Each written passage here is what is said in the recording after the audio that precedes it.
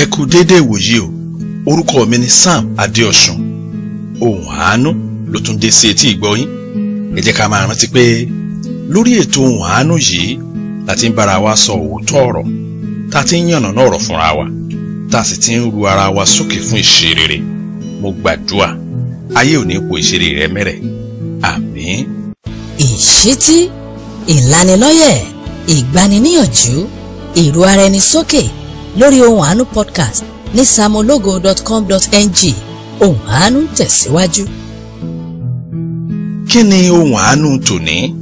Ìrìn àjò sébùté eré ò lè yẹ̀, torí mọ̀rímọ̀rí ti parí iṣẹ́ láàfin rẹ̀. Àmọ́ ṣá nígbà míì iye kan ìkà ní tètè má la ẹni iṣẹ́.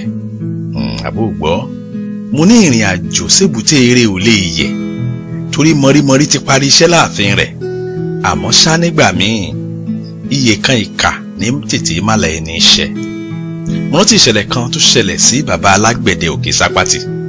Bàbá alágbẹ̀dẹ ti wà lẹ́nu iṣẹ́ àgbẹ̀dẹ fún bí ọdún 17. Látọdún 2 sẹ́yìn lójú bẹ̀rẹ̀ sí yọ bàbá alágbẹ̀dẹ lẹ́nu kẹ̀rẹ̀kẹ̀rẹ̀. Bàbá alágbẹ̀dẹ ò lè ríran dáadáa mọ́.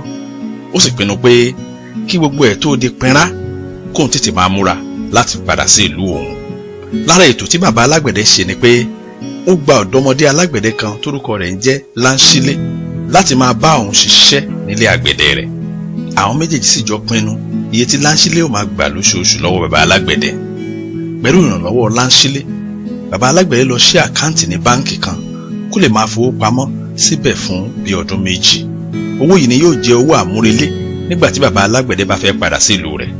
Ẹ wò ó, bàbá alágbẹ̀dẹ ò kàwé o, ṣùgbọ́n ó lọ́gbọ́n inú, ó sì ti ṣètò báyìí rẹ̀ ó ṣe dáa. Ẹ má jẹ́ àgbàgbé ohun tí à ń ṣiṣẹ́ lé lórí. Ìrìn àjò sébùté eré ò lè yẹ̀, torí mọ̀rímọ̀rí ti parí iṣẹ́ láàfin rẹ̀. Àmọ́ ṣá nígbà míì iye kan ìkà ní tètè má la ẹni iṣẹ́. Gẹ́gẹ́ bí àdéhùn bàbá alágbẹ̀dẹ àti Láńsílé, Ẹgbẹ̀rún kan náírà ni Láńsílé yóò máa mú wá fún bàbá lójoojúmọ́. Nítorí pé nígbà tí bàbá fúnra rẹ̀ ń ṣiṣẹ́ lágbẹ̀dẹ, ó máa ń rí tó Ẹgbẹ̀rún 3 lójoojúmọ́. Fún bí ọ̀sẹ̀ 2 tí Láńsílé ti ń ṣiṣẹ́ lágbẹ̀dẹ, owó tó pọ̀ jù tó deliver fún bàbá alágbẹ̀dẹ ò ju 400 náírà lọ.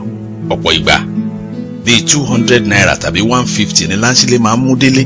Láńsílé a sì máa wí fún bàbá alágbẹ̀dẹ pé ọjà ò yá mọ́, àti pé bí àwọn ènìyàn bá ti rí pé bàbá ò sí ní ṣọ́ọ̀bù, wọn kì í fẹ́ lè dúró ṣiṣẹ́ wọn mọ́.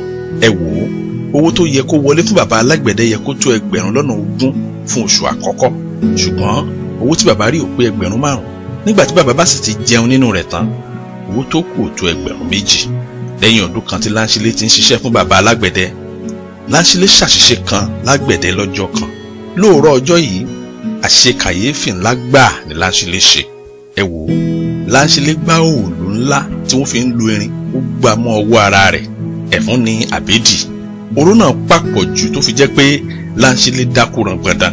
Ariwo oró tó ké kó tó dákú làwọn ará àdúgbò fi mọ ohun tó ṣẹlẹ̀ sí nínú àgbẹ̀dẹ. Àfi dìgbàdìgbà ó dọ́sítà. Ẹ má jẹ́ àgbàgbé, ìrìn àjò sébùté eré ò lè yẹ̀, torí mọ̀rímọ̀rí ti parí iṣẹ́ láàfin rẹ̀. Àmọ́ ṣá nígbà míì iye kan ìkà ní tètè má la ẹni iṣẹ́. Nígbà tí Láńsílé fi máa lajú lẹ́yìn ọjọ́ 2, ó pariwo nígbà tó rọ́wọ́ rẹ̀. Nọ́ọ̀sì tó sáré wọlé ló ṣàlàyé fún un pé egungun ọwọ́ rẹ̀ ti rún wómúwómú. Òun ló fà á táwọn dókítà ò mọ ohun tí wọ́n ṣe mọ́ àfi pé tí wọ́n fẹ́ gba ẹ̀mí rẹ̀ là kí wọ́n gé ọwọ́ rẹ̀ kúrò. Ẹ wò ó, ọrùn ọwọ́ ni wọ́n ti gé ọwọ́ Láńsílé. Pẹ̀lú ìbànújẹ́ àtọgbẹ́ ọkàn, Láńsílé gbà kámú. Lẹ́yìn ọ̀sẹ̀ 2, wọ́n tú Láńsílé sílẹ̀ kó máa lọ ilé. Ní gbogbo ìgbà tí Láńsílé fi wà lọ́sibítù, àwọn kinní kan ti ṣẹlẹ̀ tó jẹ́ kí n mọ̀ pé ọkàn ènìyàn burú jáì. Ta ló lè mọ̀ kí wá lóhun náà tó ṣẹlẹ̀? Nítorí àwọn iṣẹ́ kọ̀ọ̀kan tó wà lágbẹ̀dẹ táwọn oníbàárà fẹ́ gbà. Bàbá alágbẹ̀dẹ ránṣẹ́ pé ọ̀kan nínú àwọn ọmọọṣẹ́ rẹ̀ tó ti kọ́ níṣẹ́ nígbà kan rí pé kó wá ràn òun lọ́wọ́. Orúkọ ọmọọṣẹ́ yìí ń jẹ́ Àjàyí. Kí Àjàyí tètè wá láti bá òun parí iṣẹ́ tí Láńsílé ti dáwọ́lé, káwọn oníbàárà wọn má bàa bínú. Ẹ wò ó, ìyàlẹ́nu àti kàyéfì ńlá ló jẹ́ o pé lọ́jọ́ àkọ́kọ́ t'Àjàyí ó ṣiṣẹ́ lágbẹ̀dẹ, 6,000 gbáko ló mú wálé. Kódà láàrin ọ̀sẹ̀ kan, Àjàyí ti bá bàbá alágbẹ̀dẹ pa 1,028, ìyẹn 38,000 náírà. Kàyéfì ńlá lọ̀rọ̀ yìí jẹ́ lójú bàbá alágbẹ̀dẹ. ọ̀nà wo ni Láńṣílé wá gbé tí ẹ gbà tí ò pájú 200 náírà lójoojúmọ́ lọ. Nítorí ìfihàn tuntun yìí, bàbá alágbẹ̀dẹ bẹ̀rẹ̀ sí wádìí àwọn ọ̀rọ̀ kọ̀ọ̀kan. Ó bi Àjàyí nírọ̀lẹ́ ọjọ́ kan láti bá òun ka owó tóun fi pamọ́ sínú ilé. Èrò bàbá alágbẹ̀dẹ ni pé 200 náírà lọ́nà 30 òun ló ń fi pamọ́. Ẹ wò ó, nígbà tí wọ́n fi wo ibi tí bàbá alágbẹ̀dẹ ń kówó pamọ́ sí, 55 náírà lọ́nà 30 ló wà níbẹ̀ o. Ẹ ṣáà mọ̀ pé bàbá alágbẹ̀dẹ ò ríran mọ́. Ọ̀rọ̀ náà ò yí ọ. Láńṣílé a máa padà lọ síbi tí bàbá fowó pamọ́ sí ni, a sì máa fi 55 náírà dípò 200 náírà. Ó kú ti mọ ìlera bàbá pé kò ríran mọ́. Ara bàbá bù máṣọ. Ó dìde láti wá pàṣíbúùkù rẹ̀ jáde. Díẹ̀ ló kù, bàbá ìbá forí lù gànà. Nígbà t'Àjàyí bá bàbá wo pàṣíbúùkù rẹ̀, ẹ wò ó, 2000 náírà péré òun lówó tó wà nínú báǹkì. Láńṣílé ò kówó dé báǹkì o, bí bàbá bá ti kówó fún kóbọ̀ ń lọ fi pamọ́ sí báǹkì. Ìrìn àjò sébùté eré ò lè yẹ, torí mọ̀rímọ̀rí ti parí iṣẹ́ láàfin rẹ̀. Àmọ́ ṣá nígbà míì, iye kan ìkà ní tètè má la ẹni iṣẹ́. Ìṣítí, ìlanilọ́yẹ̀, ìgbaniníyànjú, ìró ara ẹni sókè lórí Ohùn Àánú podcast ní samologo.com.ng. Ohùn Àánú tẹ̀síwájú. Ọ̀rọ̀ kọ sísọ lọ́jọ́ tá à ń wí yìí, ara bàbá alágbẹ̀dẹ ń gbọ̀n pẹ̀pẹ̀pẹ̀pẹ̀, ó sì múdi lọlẹ̀, ó dákúnà gbọ̀ndàn. Ọ̀pẹ̀lọpẹ̀ àwọn aládùúgbò, bàbá ìbàjọ́lọ́run pè lọ́jọ́ burúkú yìí.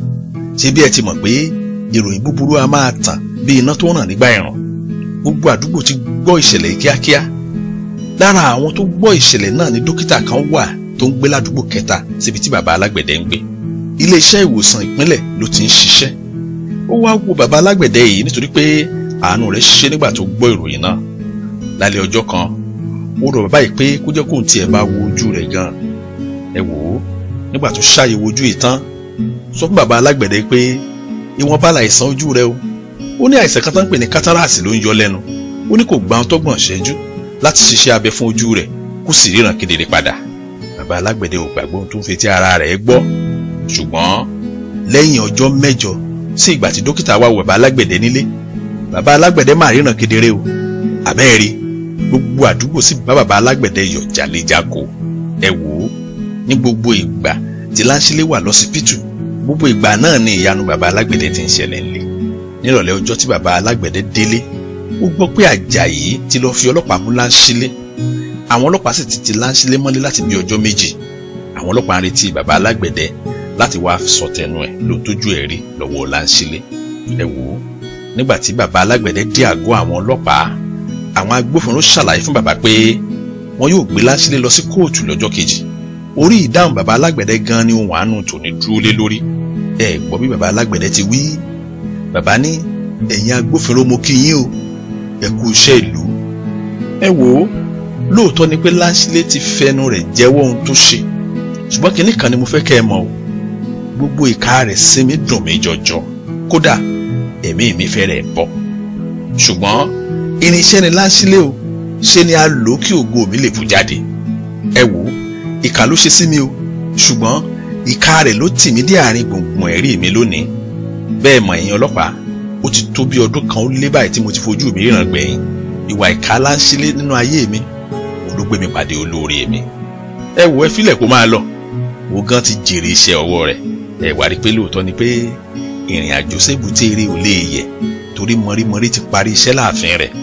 Àmọ́ ṣá nígbà míì, iye kan ìkà ní tètè má la ẹni iṣẹ́. Bùọ̀dá, lóòótọ́ ni pé ẹni tọ́lọ́run lò ọ́ fún láti gbé dìde, òun gan ló wá fẹ́ fà ọ́ lulẹ̀. Wò ó, ìkà ni lóòótọ́ o, ṣùgbọ́n a lò ní láti tètè má la rẹ̀ ṣẹ. Iṣẹ́ ibi tí Sàtánì gbélé lọ́wọ́ òun ló ń ṣe o. Èyí tọ́lọ́run yàn fún ọ gan ni kò tẹra mọ́. Dádì, ṣe bẹ́yìn lẹ wáṣẹ́ fún kọ̀lọ̀ràn sí ọjọ́ sí. Ohun kan náà ló tún fẹ́ jìn yín lẹ́sẹ̀ níbi iṣẹ́ yín ọ̀hún gan. Ẹ má banújẹ́, mẹ́wàá rẹ̀ ò lè fi yín ṣe nǹkan kan, a kàn lóní láti tètè má la yín ṣẹ. Mọ́mì, ṣe bí àǹtí aláìmoore tẹ́ fojú iṣẹ́ mọ̀ lọ́jọ́ sí, tẹ́ ẹ ràn lọ́wọ́ láti bẹ̀rẹ̀ iṣẹ́ tiẹ̀, tó dàbí pẹ́yìn gan lẹ dá okòwò fún, ṣe bóun náà ló fẹ́ yẹ ojú yín sẹ́yìn. Tí ìbá ṣọpẹ́ lọ pé Ọlọ́run, ìbá rí yín lẹ́pa tán. Ẹ wò ó, ẹ má banújẹ́ kankan o. Ẹ bá fi sílẹ̀ kó ní yangí rẹ̀ máa gbé yangí rẹ̀ lọ sílẹ̀ ibòmíì, ṣe la lò ó láti tètè má la yín ṣẹ. ìwọ olùgbọ́ ọ̀rọ̀ mi mo fi dá ọ lójú tàdá pé ìrìn àjò rẹ sèbúté eré ò lè yẹ̀ láíláí. ọ̀tá kan lè fọwọ́ aago sẹ́yìn ni wọn ò lè yí àyànmọ́ rẹ padà. mọ̀rímọ̀rí ti parí iṣẹ́ nínú ayé rẹ tán. ọlọ́run tó dá ọ ti parí iṣẹ́ rẹ̀. ṣùgbọ́n nígbà míì kí iṣẹ́ ọlọ́run lè tètè yá a máa fàyè lẹ̀ fáwọn ìka ènìyàn láti tètè tì ọ síwájú. jẹ́ kí n fi kíní kan hàn nínú bíbélì nínú ìwé orin dáfídì orí 64 ẹsẹ̀ 20. bíbélì wípé júbà májẹ̀mú ni nítorí ibi òkùnkùn ayé wọn ni ó kún fún ibùgbé ìkà. àbẹ́ẹ̀rí àárín àwọn ìkà la gbé o. ṣùgbọ́n bá ṣe ń gbé àárín àwọn ìkà yìí ọlọ́run á máa lò wọ́n nígbà míì láti sún adé èbúté èrè wa. ẹ jẹ́ á gbàdúrà ní orúkọ jésù. ọlọ́run wa dúpẹ́ lọ́wọ́ yín fún ọ̀rọ̀ ìyanu tó tún jáde lónìí. olúwa mo gbàdúrà gbogbo àwọn ìkà ènìyàn nínú ayé àwọn olùgbọ́ ọ̀rọ̀ mi yìí mo gbàdúrà pé wọn ò ní rọ́wọ́ mú. gbogbo ìpinnu wọn iṣẹ́ wọn gbogbo ohun tí wọ́n fohùn ṣọ̀kan lé lórí láti ṣe ọ́ níbi mo gbàdúrà wípé yóò já sásán lórúkọ jésù. gbọ́ o bọ́lá ń ṣe gbé ìyanu rẹ̀ dìde lọ́jọ́ wọn ni tí gbogbo ẹ̀gún tó yẹ ká gún fún àwọn ọmọ rẹ̀ tó dàdúrà lé wọn lórí. bẹ́ẹ̀ ni mo gbàdúrà gbogbo ète ibi tí a rò nípa rẹ̀ ọlọ́run yóò yí padà yóò sì di ire nínú ayé rẹ̀ ó tẹ̀síwájú ètò ọlọ́run ayé yóò sì wá sí ìmúṣẹ. ògo ni fọlọ́run lókè ọ̀run jésù kristi olúwa wa àmín. fún ẹ̀kúnrẹ́rẹ́ àlàyé àbẹ́ níbèrè ó sì jẹ́ ẹ̀bẹ̀ àdúrà ni pé pásítọ̀ Sam Adéọ̀ṣun sórí nọ́mbà yìí 0809 66 799 72 tàbí kó o lọ sí samologo.com.ng láti lè rí àwọn ọ̀nà tó lè bá wọn fọ̀rọ̀ jómitoro ọ̀rọ̀. títí dọ̀sẹ̀ tó ń bọ̀ ẹ máa gbé nínú àánú ọlọ́run.